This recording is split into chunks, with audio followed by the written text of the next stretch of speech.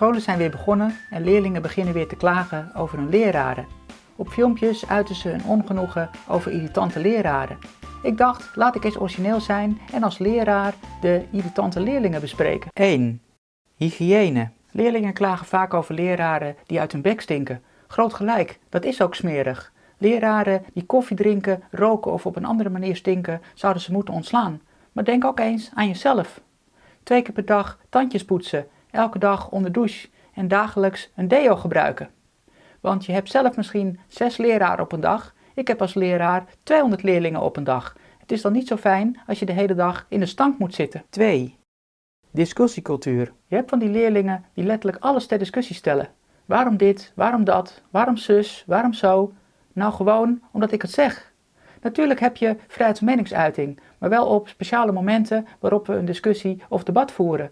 De rest van de tijd sta je onder gezag van je ouders of je leraren. Dan moet je gewoon doen wat er gezegd wordt. 3. Stiekeme pestkop. De stiekeme pestkop is de hele dag alleen maar bezig om een ander te treiteren. Hij loopt andere leerlingen te schoppen of propjes te gooien. Loop je als leraar de klas uit, dan hangt je tas buiten het raam. Of je leent hem een pen uit en krijgt hem kapot terug. Spreek je die leerling daarop aan, dan zegt hij, wat heb ik nou gedaan? Je kan het niet bewijzen, ik heb niks gedaan. 4. Grenzen opzoeken. Er komt een moment waarop leerlingen hun leraar gaan uittesten. Ze proberen dan de grens op te zoeken om te kijken hoe er gereageerd wordt. Laat komen is een prima voorbeeld.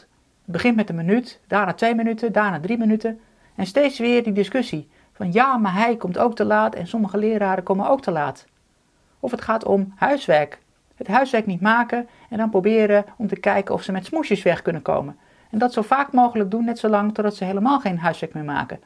Of ze beginnen je te provoceren met bepaalde woorden of controversiële meningen. Ja, daar moet je dan als leerkracht professioneel en deskundig op reageren. Maar voor leerlingen ben je dan altijd de boeman. 5.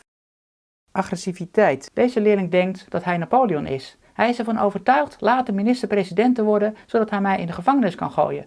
Als hij zijn zin niet krijgt, dan begint hij te schelden, te dreigen en te chanteren. Hij dreigt met de directeur. Hij chanteert mij ermee dat ik ontslagen ga worden als hij zijn macht aanwendt. Het zijn de leerlingen wiens ouders stokkies zijn en die ook een grote bek hebben tijdens de ouderavond.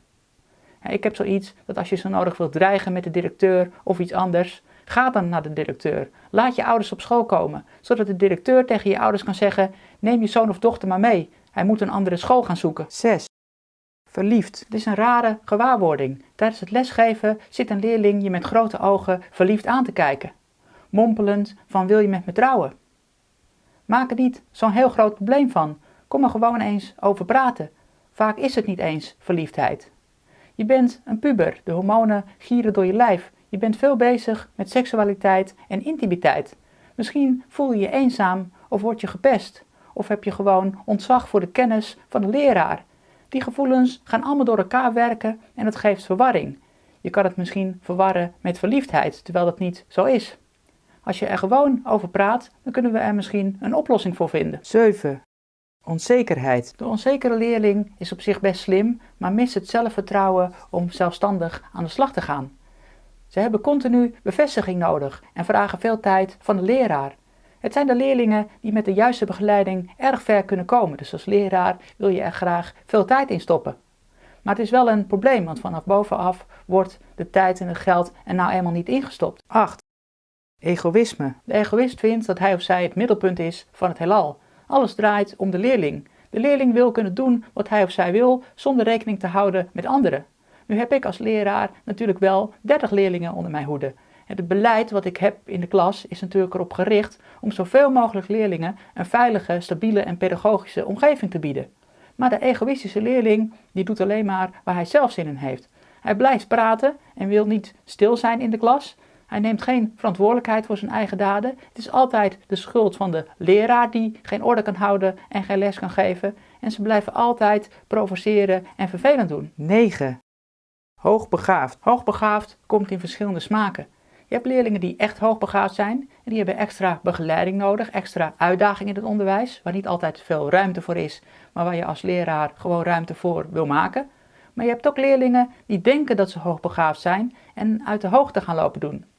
Vaak zijn het wel mensen die bovengemiddeld slim zijn. Het zijn ook leerlingen die prettig in de omgang zijn, maar je moet ze daarin wel kunnen sturen. 10. Sociale media. Een goede leraar zorgt voor een professionele afstand tussen hem en zijn leerlingen. Hij is verantwoordelijk voor een veilig pedagogisch klimaat. Niet voor niks vinden veel leerlingen het vervelend als een leerkracht ze toevoegt op Facebook. Maar andersom komt net zo vaak voor. Leerlingen die te persoonlijk met een leerkracht willen worden en in zijn vrije tijd proberen om hem toe te voegen op sociale media om vrienden te worden. Daar hoeft op zich niks op tegen te zijn, maar je moet wel begrijpen dat een leraar gezag over je heeft en dat hij niet geloofwaardig is als hij de nacht ervoor nog heel informeel met je heeft lopen kletsen.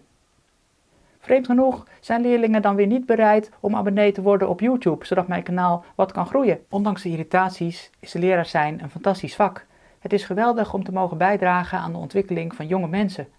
Leraren en leerlingen zullen elkaar nooit volledig begrijpen. En dat hoeft ook niet.